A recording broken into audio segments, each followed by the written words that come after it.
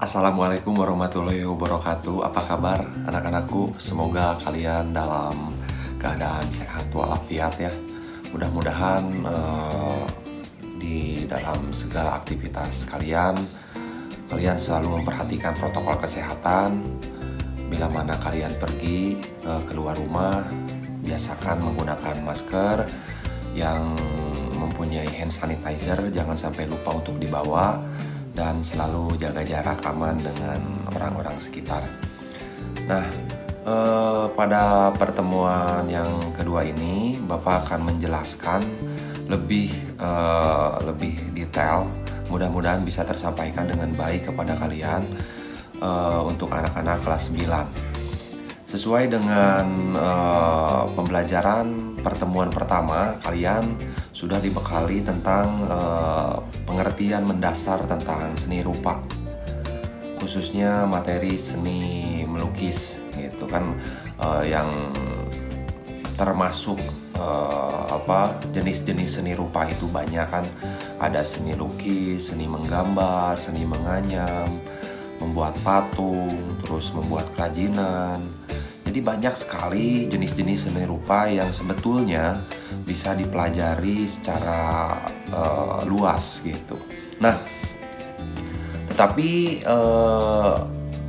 di dalam proses pembelajaran, atau bisa kita sebutkan pembelajaran akademik, pembelajaran resmi di sekolah, itu tentunya ada materi-materi yang memang harus disampaikan dan kalian bisa menguasainya dengan baik. Nah, setelah kalian sudah mengetahui atau mempelajari pengertian seni lukis secara mendasar pada pertemuan pertama, nah pada pertemuan yang kedua ini Bapak akan menjelaskan lebih rinci lagi, lebih detail lagi. Nah, untuk anak-anak bisa membuka buku paket yang sudah sekolah berikan kepada kalian. Untuk siswa yang tidak ada buku, bisa nanti Bapak kasih buku digital berbentuk PDF ya, nanti disertakan di link deskripsi video. Langsung saja bisa dibuka halaman 1 ya, halaman 1 seni lukis bab 1. Nah, di sini kita lihat dulu alur pembelajaran supaya pembelajaran kita itu terarah dengan baik. Dari mulai pembahasan dasar sampai nanti implementasi atau presentasi kalian pembuatan produk atau praktek pembuatan lukisan. Alur pembelajaran. Berkarya seni lukis ya, berkarya di sini kan yang namanya berkarya itu menghadirkan atau menciptakan ya. Jadi kalian akan nanti menciptakan lukisan karya kalian sendiri. Nah, ini ada beberapa tahapan yang harus kalian perhatikan, mulai dari mendefinisikan pengertian seni lukis. Nah, ini jadi ketika kalian sudah mengetahui tentang pengertian seni lukis pada pertemuan pertama, itu tidak cukup. Jadi ketika kalian sudah mengetahui beberapa pengertian seni lukis menurut para ahli, itu kalian harus bisa mendefinisikan kembali dengan bahasa sendiri.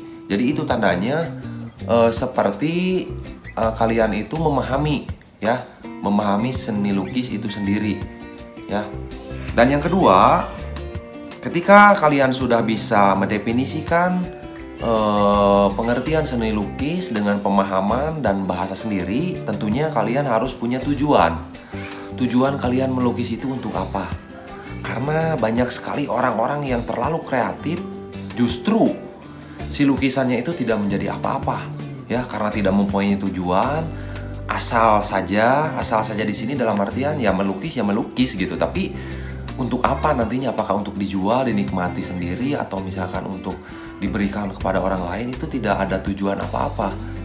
Nah, di dalam buku pembelajaran itu ada beberapa poin penting tentang tujuan melukis. Sebetulnya sangat banyak tujuan-tujuan seni lukis yang tidak terdapat pada buku ini, tapi di dalam buku ini hanya ada 4. Intinya ada 4 tujuan yang harus kalian ketahui dalam melukis. Nah, yang pertama, tujuan melukis itu untuk kebutuhan religius, ya. Yang kedua, tujuan kritik sosial. Yang ketiga, tujuan ekspresi. Yang keempat, tujuan komersil. Nah, balik lagi ke poin pertama, tujuan religius. Tujuan berkarya seni untuk tujuan religius sudah berlangsung sejak zaman nenek moyang. Jadi sudah sangat lama, ya. Jadi bukan hal yang baru tentang melukis. Nah, lukisan dipercaya bisa mendekatkan diri dengan Sang Pencipta sebagai pelindung dan penjaga pengampun dosa. Nah, pada zaman dahulu itu seperti itu. Jadi si lukisan itu sebagai perantara atau sebagai media yang dipercaya untuk mendekatkan diri kepada Sang Pencipta pada zaman dulu. Yang kedua atau poin B, tujuan kritik sosial. Objek lukisannya atau lukisannya bisa dengan simbol-simbol atau perumpamaan yang bisa dikaitkan dengan peristiwa. Kritik yang disampaikan berupa bentuk kritik yang bersinggungan dengan pemerintah, lembaga sosial, ataupun kepala pemegang kekuasaan setempat. Jadi tujuan kritik sosial di sini, lukisannya itu mengandung kritik seseorang terhadap kebijakan-kebijakan pemerintah, tetapi tidak diucapkan dengan bahasa verbal atau bahasa secara langsung. Jadi dituangkan kepada lukisan. Yang ketiga, tujuan ekspresi. Lukisan menjadi ekspresi dan juga media mencurahkan emosi atau perasaan. Coretan garis dan warna merupakan perwujudan dari dorongan emosi dan gejolak jiwa pelukisnya, sehingga penikmat karya seni tidak hanya mengutamakan keindahan semata. Lukisan ini menampilkan ekspresi yang sempurna, penggambaran tentang emosi, gejolak hawa nafsu, serta bisikan seperti topeng-topeng yang mengelilingi kehidupan manusia. Untuk melukis dengan tujuan ekspresi, jadi si pelukis ini dia mengimplementasikan terhadap dirinya sendiri. Jadi tidak berpikir tentang politik, berpikir tentang religius, tapi itu hasil lukisannya itu adalah hasil curahan atau apa yang ada dalam pikiran dan hatinya. Dia curahkan ke lukisan. Nah, seperti itu. Dan yang terakhir ada tujuan komersil. Ya, di sini Bapak langsung jelaskan saja secara singkat. Tujuan komersil di sini adalah seorang pelukis dan hasil lukisannya itu akan dijual. Gitu. Jadi untuk diuangkan, untuk dijadikan bisnis, intinya untuk dijual lah. Nah, itulah beberapa penjelasan tentang tujuan seni lukis.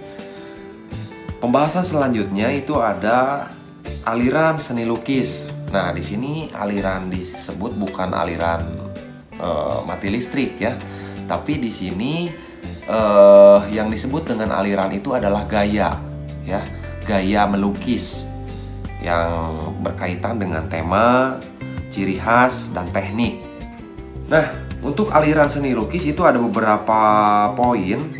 Yang pertama ada aliran representatif. Dan yang kedua non representatif. Ya, kita di sini balik lagi ke poin pertama. Aliran seni lukis representatif. Pengertian representatif di sini adalah perwujudan gaya seni rupa menggunakan keadaan nyata. Nah, ini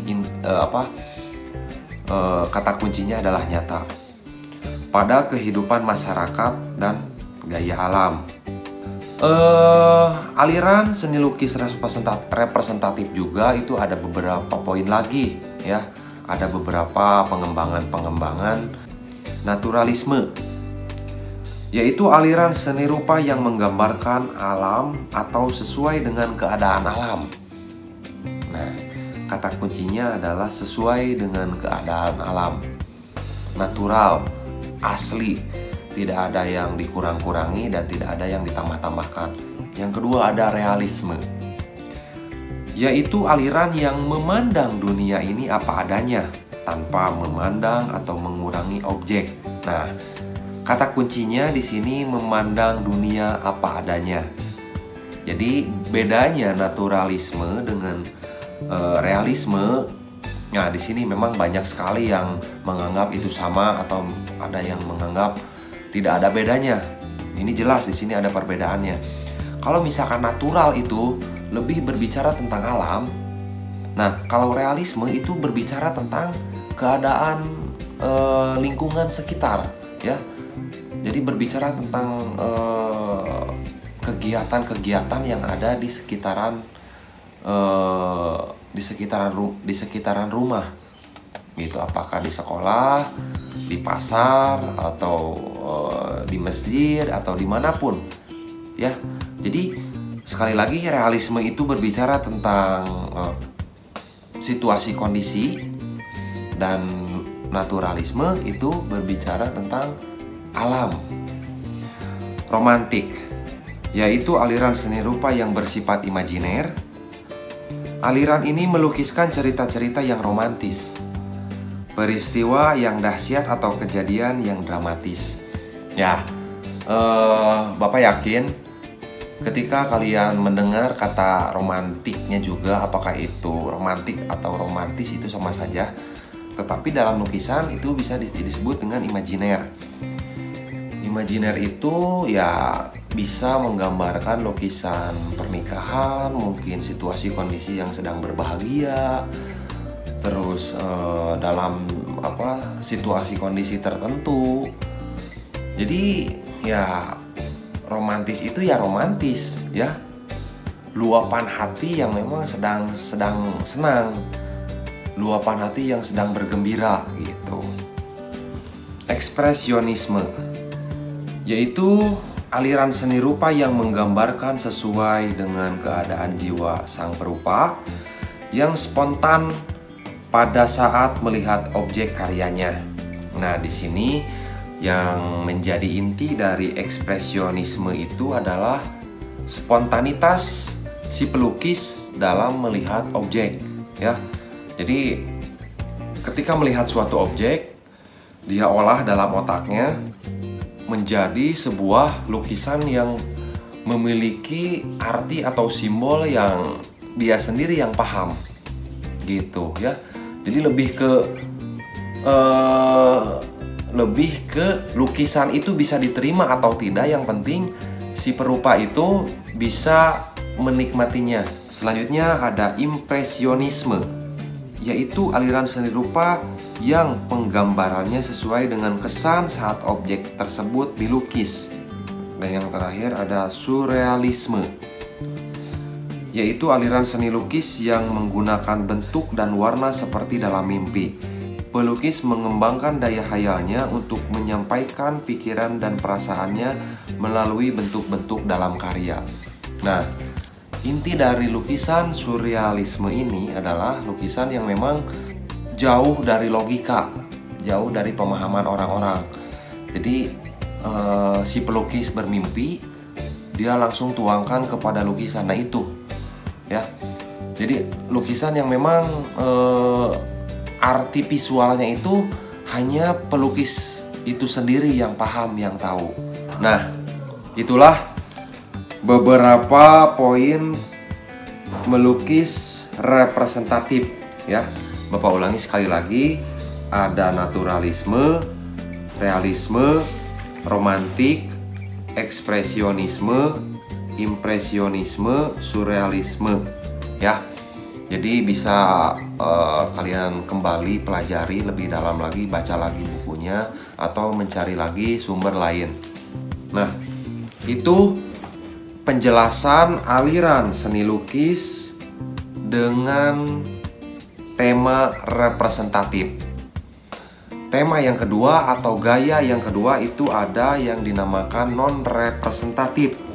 Pengertian non-representatif adalah perwujudan aliran seni lukis yang menekankan pada unsur-unsur formal, struktur, unsur rupa, dan unsur prinsip estetik.